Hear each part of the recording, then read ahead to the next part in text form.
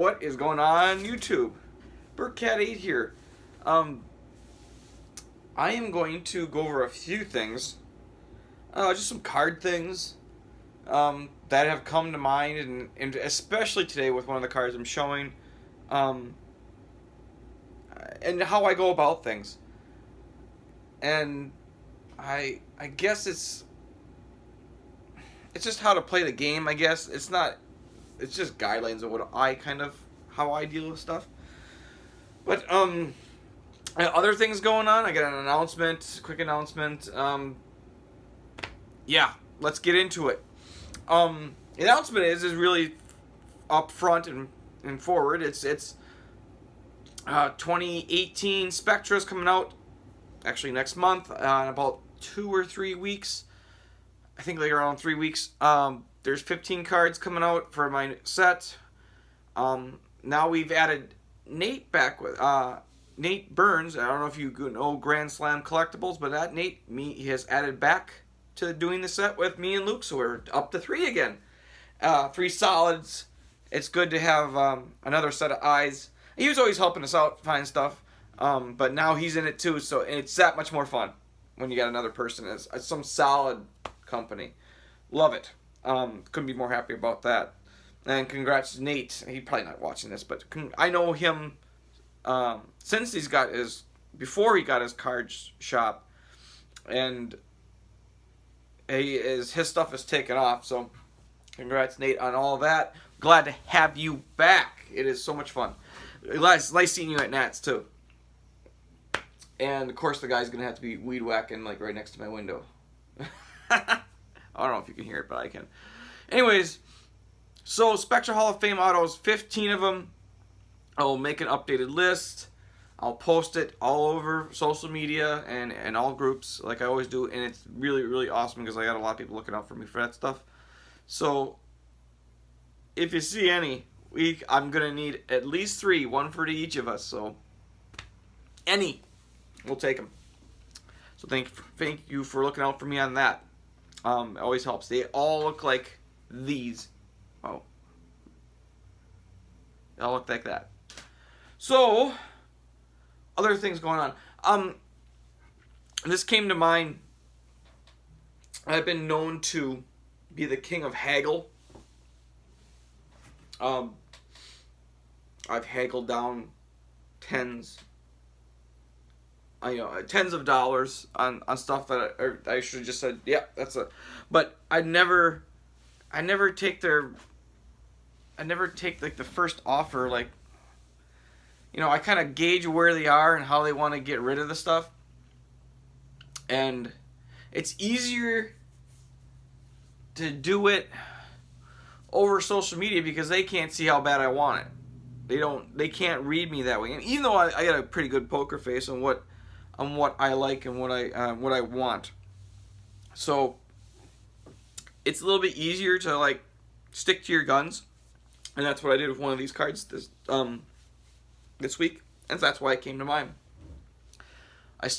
I really, really wanted it, but he gave me a price, and I countered, and he says, "How about meet me in the middle?" I'm like, "No," and I stopped, and I says, "Nope, I'll pass then.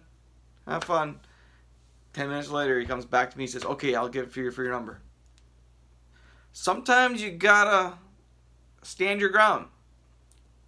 And it wasn't over like $5.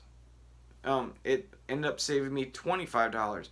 Say if I save myself $5 or $10 each transaction that I do, because that ends up really adding up. Like I had that 3-color patch at the National. The guy was at $400. I'm like, give me $390, $380. He goes, nope. I says, then give me $390. He says, all right.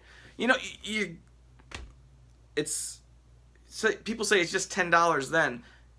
And then $25 in one other transaction, and another $5, another transaction. It all adds up. I'm not like frugal or anything, but I am. But I actually hate that part of cards. I wish like buying cars and cards were all, here's the price, no negotiation. So I mean, bottom, if there was no negotiation, it'd be easy to find what I wanted. There would always be people undercutting each other. You could always get a good deal. It'd be like a gas war. You know how they always undercut each other by a cent or two, but that's what would happen, and I can always find stuff then. But it isn't. It's not like that. It is a game of dickering, is what I call it, or haggling. So that's a part of the game. I don't like it, but you have to be proficient at it to save yourself some money and to not get like taken advantage of. Sometimes I know where I'm supposed to be. I'm willing to pay at overpriced and other stuff like this. And I was talking to Luke about this. I says, I rarely overpaid for any of the Starr stuff I have now. There's one or two that I probably really wanted and I went and got. I don't know if I overpaid, but I paid strong. All the ones that are selling above I'm getting outbid on eBay, they're the ones overpaying in my eyes. I'm not as much part of the problem as I am. The part of the problem I'm making is I'm making that stuff more rare by picking it up at the volume I'm picking it up, which drives the market up. Yes, I'm guilty of that, but I don't think I'm guilty of like overpaying on stuff, and that's just not me. In fact, a little announcement I'm going to do. I was like juggling there for a second, but I've been asked to do another PC showcase, which is going to take me 2 videos because I talk so much. I haven't even showed a card yet, but I've talked so much, and I know I have a story behind every card, and every card has an importance. And if I don't tell a story, the importance is out the window to me. You might be able to just say, "Hey, here's a Sean Kaiser." I'm gonna. I have, especially with the Starr stuff. I'm getting so many of them now that I'm having a hard time remembering when and where some of them are. I mean, I'm gonna struggle on a couple of them and know that, but I'm pretty good on them. Every card has a story, and you have to tell it, otherwise it's useless to me. That's the way I'm passionate about it. My passion drives me that way. I love the history of the story. Every card has a story. It's a great way to think of things. So I'm going to make it's probably going to be 2 different videos because my phone only goes 15 minutes at a time, and I don't know how to use like splicing stuff into one video. I don't know how to do that. So you'll get what you get. But I will do it. I'm probably going to do it this long weekend. I have to work tomorrow, but we have Sunday, Monday off. No mail on Monday, so I'll probably do it sometime then, which will be a fun project for me to do. Getting back to where I was saying, you got to play the game. Here it is. If you overpay on something once, someone's going to see that or know about it, and you have to do it again on the next card that's similar to that. I refuse to do that. And even refusing to do that, my collection is pretty solid. I'm not going to insult people with prices. No. There's a difference. I'm not going to like lowball someone to crap on it. It's not going to happen. But there's people that... It's harder with people that you already know, and they know your tendencies and how you deal things. People know I'm going to try to get a best price anyway, that know me already, and they'll stick to their guns, and I'll have to give in, maybe, but usually the people I deal with that know me already know it's going to happen, so it's usually pretty easy. But anyways, that's what I had to talk about today. So if you haven't done it, you got to practice it. Practice your negotiation skills. It's like, and I've said this many times, it's like buying a car. You're never going to pay sticker price. Always negotiate. Always. It's a part of life. It's a part of cards. It's a part of life.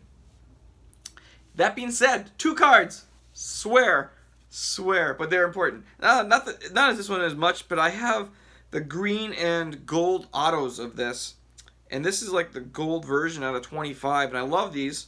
from 2013 certified. I didn't have it, and I think I might have overpaid for something like this, but it's a beautiful insert. Base card out of 25, the gold version. 22 out of 25, Bart Starr. It's a beautiful, beautiful. I love how this shines. You can just see I got some perfect lighting today. So insert, gonna mag it up. Love it. Love cards like that. And then there was 2 cards on PWC, the last group of PWCC auctions, that I was Bart Starr stuff that I wanted. They were on my list, but then the same night that those were gonna end, this I had one of my feelers out there from before Nationals. This one, but one of the guys that I know had this card, and he said, "If I ever let it go, it's gonna go to you." Well, he needed it, some kind of cash or money now. And this card came up, and so I let the other 2 auctions go, and I went for this card because the other 2, yeah, they're rare, but not as this one is. And sometimes you have to go for rarity because you might never see it again, especially something numbered this low on this card. The other 2 I could probably still have a chance of getting. Yeah. It's not like the one I only seen a couple in the last year, but at least I've seen a couple. The other one I've seen probably like 3 or 4 sell in the last year, legitimate ones at least, and I'll eventually have one. I sure will. But this one I've never seen. I've seen him only because he posted me that he bought it. But from 2005, nice, 2005 Donruss Classics. I'm guessing this is the gold auto of Bart Starr. Of course it's going to be Bart Starr. They go a little off sticker here, but the reason why this one's so important, look at that, it's just shining like crazy. It's because it's, can you see that? It's out of 5. 2 out of 5. Old school, 2 out of 5. You gotta take the rarity sometimes. Look at that hollow foil. It's awesome. Very, very cool. And yes, it's a sticker, but it's the hollow, it's the silver sticker, the reflective mirror sticker. I like those. I don't know about anybody else. I like those. If it's going to be sticker, I like them having like this. These are my favorite mirror stickers. So, that is it. Announcement said, rambling on, I did. And I got some other news that I'm going to get to, but that's not until October. It's nothing to do with cards, but it's something to do with money and getting something I really enjoy. So, and it might seem funny to you guys, but it's not funny to me. I'm an old softy when I'm nostalgic on things I used to own when I was a kid, or younger, and I'm going back to that. And this one's going to be like a blast from the past. I can't wait to show it to everybody. It's nothing to do with cards. So, but that's everything. Thanks everybody for watching. I love you guys. Take care. See ya.